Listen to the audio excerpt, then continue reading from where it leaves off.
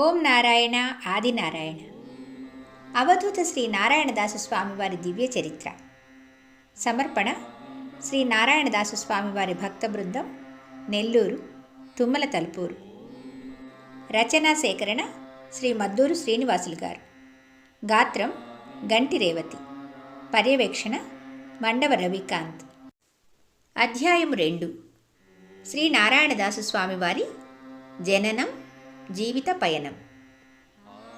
శ్రీ నారాయణదాసు స్వామివారి స్వస్థలం నాగుల వెల్లటూరు. శ్రీ పొట్టి శ్రీరాములు నెల్లూరు జిల్లాలోని చేజర్ల మండలంలో ఉన్న చిన్న గ్రామం ఇది. సాక్షాత్తు ఆ భగవాన్ శ్రీ వెంకయ్య స్వామివారి స్వస్థలం కూడా ఇదే. శ్రీ నారాయణదాసు స్వామివారి తల్లిదండ్రులు నాగమ్మ, అంకయ్య గారు. వారికి 4 సంతానమైతే అందులో శ్రీ నారాయణదాసు స్వామివారే ప్రథమ సంతానం. వీరిది అత్యంత నిరుపేద కుటుంబం. పుట్టిన కొద్ది గంటల్లోనే చనిపోయాడని ఆయన్ని ఎవరో ముళ్లపొదల్లో పారేస్తే కుక్కలు ఆ పసికందును లాక్కుపోతుండగా ఆ బిడ్డ గుక్కపట్టి ఏడిస్తే ఆ ఏడుపు విని ఎవరో పరిగెత్తుకు వచ్చి ఆ బిడ్డను కాపాడారు. బొడ్డు పళ్ళెంలో పెట్టి ఊర్లోకి తీసుకెళ్ళి నానా కష్టాలు పడి బతికించారు. ఆ బిడ్డే శ్రీ నారాయణదాసు స్వామివారు. అయితే దురదృష్టం, స్వామివారికి ఊహ తెలిసేటప్పటికీ తల్లి తండ్రి గతించారు. ఏకాకి జీవితం. అలా చిన్నతనం నుంచే ప్రారంభమైంది నారాయణదాసు స్వామివారికి. అప్పట్లో ఆ పరిస్థితుల్లో స్వామివారిని చూసేవారు లేరు. అయిన వాళ్ళు, ఆదుకునే వాళ్ళంటూ కూడా ఎవరూ లేరు. అందులోనూ బాల్యం నుంచే నోట మాట కూడా సక్రమంగా రాని పరిస్థితి. ఒక్కొక్క మాట కూడబలుక్కుని మాట్లాడే దుస్థితి. ఆ పరిస్థితుల్లో తనను అందరూ చులకనగా మాట్లాడుతూ అవహేళనగా చూసేవారు కూడా. మరోవైపు అసలే పేదరికం. ఈ స్థితిలో ఇంత చిన్న వయసులో ఇక బతికేదెలా? అంతా అయోమయమే మిగిలింది స్వామివారికి. ఆ ఊళ్ళో దయామయుడిగా పేరెన్నిక కన్నా నూతేటి కృష్ణమనాయుడు గారి కమతంలో చేరి కూలి పని చేసుకుంటూ పొట్టపోసుకునేవారు.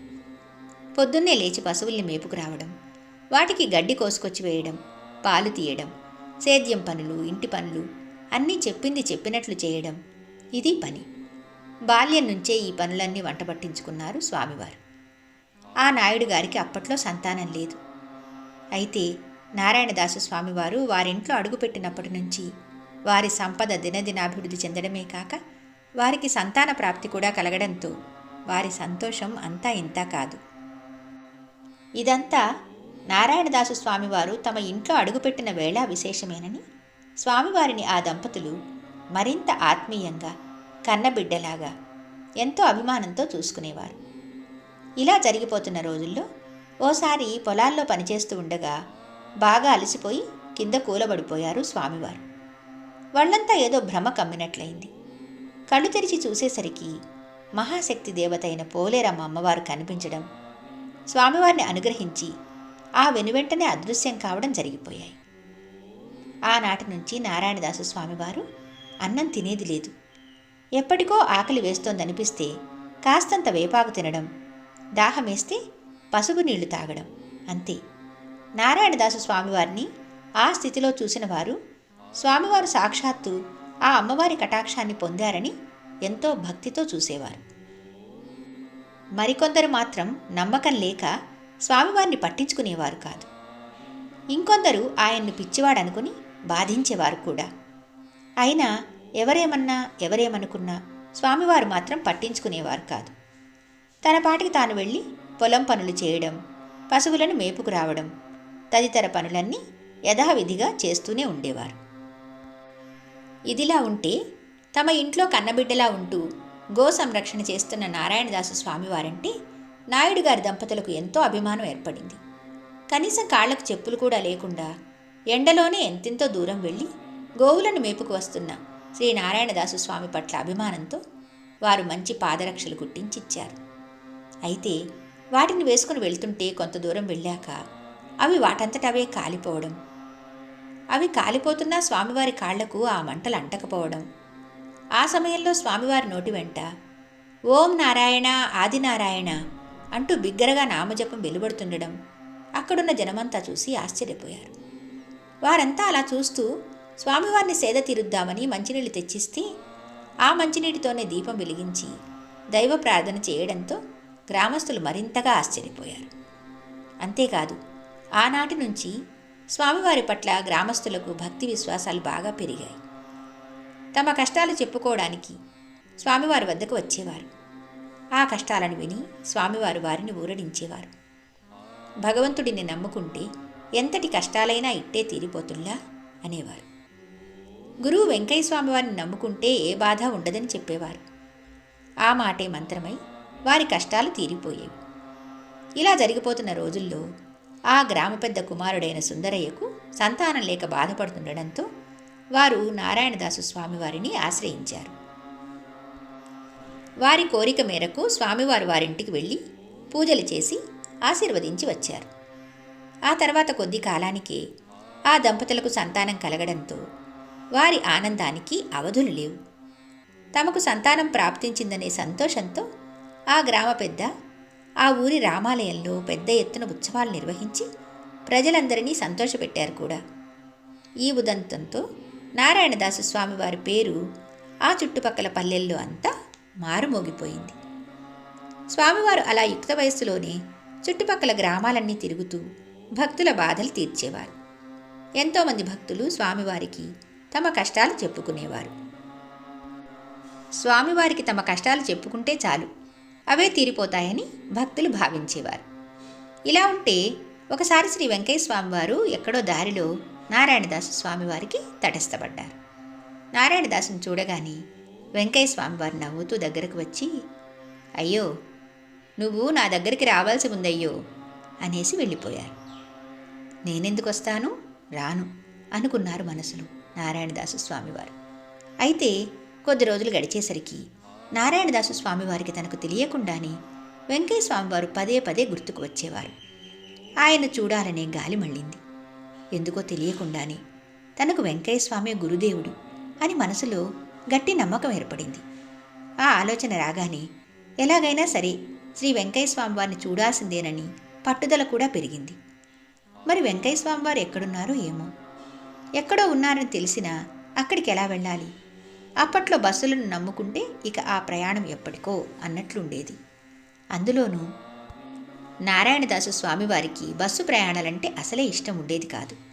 అప్పట్లో ఎంత దూరమైనా సరే కాలినడకే. అయినా సరే వెళ్ళాలనుకుని వెంకయ్య స్వామివారు ఎక్కడున్నారో గ్రామస్తులను అడిగి తెలుసుకున్నారు. శ్రీ వెంకయ్య స్వామివారు అన్ని గ్రామాలు తిరుక్కుంటూ ఇప్పుడు గొలగముడిలో ఉన్నారని తెలుసుకుని అక్కడికి బయలుదేరారు. నాగుల వెల్లటూరు నుంచి గొలగముడికి సుమారు 45 మైళ్ళ దూరం ఉంటుంది. పట్టుదలతో నడక సాగించారు నారాయణదాసు స్వామివారు. అలా నడిచి నడిచి ఎలాగో నెల్లూరు సమీపంలోకి చేరుకున్నారు. అప్పటికే ఆకలి ఒక పక్క, దాహం మరోవైపు, చేతిలో చిల్లిగవ్వ కూడా లేదు. అయినా మనసంతా వెంకయ్య స్వామివారిపైనే. కొండాయిపాళెం గేటు వద్దకు వచ్చేసరికి నాలుక పిడిచకట్టుకుపోయింది. అప్పట్లో ఆ ప్రాంతమంతా పెద్ద చిట్టడివి, అంతా రాళ్ళు రప్పలే. ఎటు చూసినా ఒక్క మనిషి కూడా కనిపించడం లేదు. నడిచి నడిచి అలసిపోయి కొండాయిపాళెం గేటు దాటిన కొద్దిసేపటి తర్వాతికి నడవలేక అక్కడే కూలబడిపోయి స్పృహ తప్పిపోయారు స్వామివారు. కాసేపటికి కళ్ళు తెరిచి చూసేటప్పటికీ ఎవరో ఒక 12 ఏళ్ల వయసుండే బాలుడు కనిపించాడు. ఎర్రటి బొట్టు పెట్టుకుని ఉన్నాడు. చేతిలో పొడవాటి శూలం ఉంది. స్వామివారు తాగేందుకు మంచినీళ్ళిచ్చి కొంత తేరుకున్నాక ఎక్కడికి వెళ్ళాలి అని అడిగారు స్వామివారిని.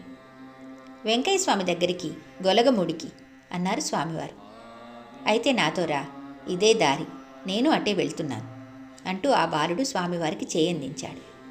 చిన్నగా లేచి ఇద్దరూ కాలిబాటగా ఉన్న ఆ ముళ్ళదారిలో నడక సాగించారు. కొద్ది దూరం వెళ్ళి వెనక్కి తిరిగి చూసేసరికి తన వెనక నడుస్తున్న ఆ బాలుడు కనిపించలేదు. ఆ ప్రాంతమంతా నిర్జనారణ్యంగా ఉంది. కనుచూపు మేర అంతా బాగా కనిపిస్తూనే ఉంది. అయినా ఆ బాలుడు మాత్రం కనిపించలేదు. నారాయణదాసు స్వామివారు కాసేపు చూసి ఇక అదే దారిలో నడుచుకుంటూ గొలగముడికి వచ్చేశారు. ఇక్కడొక మాట, తనకు కనిపించిన ఆ బాలుడెవరో కాదు, సాక్షాత్తు సుబ్రహ్మణ్య స్వామివారేనని స్వామివారికి గట్టి నమ్మకం. ఆ క్షణంలో తెలుసుకోలేకపోయాను, కానీ చేతిలో శూలం, ఆ తేజస్సు, ఆ మాటల తీరు అన్నీ తలుచుకుంటే ఆ రూపంలో సాక్షాత్తు ఆ సుబ్రహ్మణ్య స్వామివారే వచ్చి తనకు గొలగముడి దారి చూపించి ఉంటారని నారాయణదాసు స్వామివారు ఇప్పటికీ తన భక్తులకు చెప్తూనే ఉంటారు. అయితే ఆ బాలుడు కనిపించింది కనుపర్తిపాడు గ్రామం వద్ద అని కానీ, అక్కడ శ్రీ సుబ్రహ్మణ్యేశ్వర స్వామి కొలువై ఉన్నాడని కానీ అప్పట్లో నారాయణదాసు స్వామి వారికి తెలియదు. ఇదంతా ఆ భగవంతుని లీలే. ఎలాగైతేనే రొప్పుతూ రోస్తూ నడుస్తూ ఎట్టకేలకు నారాయణదాసు స్వామివారు గొలగముడికి చేరుకున్నారు. అక్కడ ధుని వేసుకుని తన భక్తులతో శిష్యులతో కలిసి చిద్విలాసంగా కూర్చుని ఉన్న వెంకయ్య స్వామివారి వద్దకు వచ్చేటప్పటికీ నారాయణదాసు స్వామికి మరింత ఆయాసం వచ్చింది. మరోవైపు శ్రీ వెంకయ్య స్వామివారిని చూశానన్న సంతోషము కలిగింది. శ్రీ వెంకయ్య స్వామివారి దర్శన భాగ్యంతో తనలో తనే ఉక్కిరి బిక్కిరవుతున్నారు శ్రీ నారాయణదాసు స్వామివారు. నేరుగా వెళ్ళి ఆ స్వామివారికి మోకరిల్లారు. అంతలో అక్కడే కూర్చుని ఉన్న మాతాజీ తులసమ్మ నారాయణదాసు స్వామివారి అవతారాన్ని చూసి ఆయన్ను ఏ యాచకుడో అనుకుని, అలా ఊళ్ళోకి పోకూడదయ్యా అంది ఎంతో అనునయంగా. అప్పుడు శ్రీ వెంకయ్య స్వామివారు వెంటనే తులసమ్మను వారిస్తూ, అమ్మో, ఆయన్నలా అనకూడదు, ఆయన దేవుడి మనిషి, గాల్లో వచ్చాడు, ముందు ఆయనకు అన్నం పెట్టండి అన్నారు. అయినా తులసమ్మ ముఖంలో ఎలాంటి మార్పు లేకపోవడంతో నారాయణదాసు స్వామివారు అది గమనించి నేరుగా వెళ్ళి వెంకయ్య స్వామివారి ముందు ఉన్న అగ్నిగుండంలో కూర్చున్నారు. అయినా ఆయన్ను అగ్ని అంటకపోవడాన్ని కళ్ళారా చూస్తున్న తులసమ్మ తదితర భక్తులు, శిష్యగణం అంతా అలాగే మ్రాన్పడిపోయారు. భగవాన్ శ్రీ వెంకయ్య స్వామివారు నవ్వుతూ, అమ్మో, చూశావా, తెలిసిందా, ఆయన దేవుడి మనిషి అన్నారు మళ్ళీ. అప్పటికి కానీ అక్కడున్న వారికి నారాయణదాసు స్వామివారి మహిమ తెలియలేదు. ఇలాంటి మహిమలు అవధూతలకు, పరమయోగులైన వారి శిష్యులకు సర్వసాధారణమైన విషయాలే. తమ శిష్యులకు గురువులిచ్చే వరాలే. ఇవన్నీ లోక కళ్యాణం కోసం చేసేవే తప్ప ప్రత్యేకించి వాటి నుంచి వారు ఎలాంటి ప్రయోజనాన్ని ఆశించరు. అయినా వారెన్ని మహిమలు చేసినా, తమకెంత మహిమాన్విత శక్తి ఉన్నా తమకేమీ తెలియనట్లు పిచ్చివాళ్లలాగానే ఉంటారు. వారి అవతారాలు అలాగే ఉంటాయి. అదే వారి నైజం. ఇంతకీ అవధూతలంటే ఎవరు, వారెలా ఉంటారు, వారి అవతార పరమావధి ఏమిటి అనే విషయాలను తెలుసుకుంటే మనలాంటి సామాన్యులకు ఎంతో ఆశ్చర్యంగా ఉంటుంది.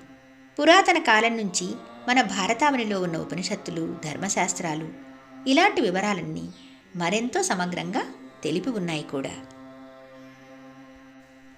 అవధూత శ్రీ నారాయణదాసు స్వామివారి దివ్య చరిత్ర 2వ అధ్యాయము సమాప్తం. భగవాన్ శ్రీ శ్రీ శ్రీ గొలగముడి వెంకయ్య స్వామి మహారాజ్కి జై.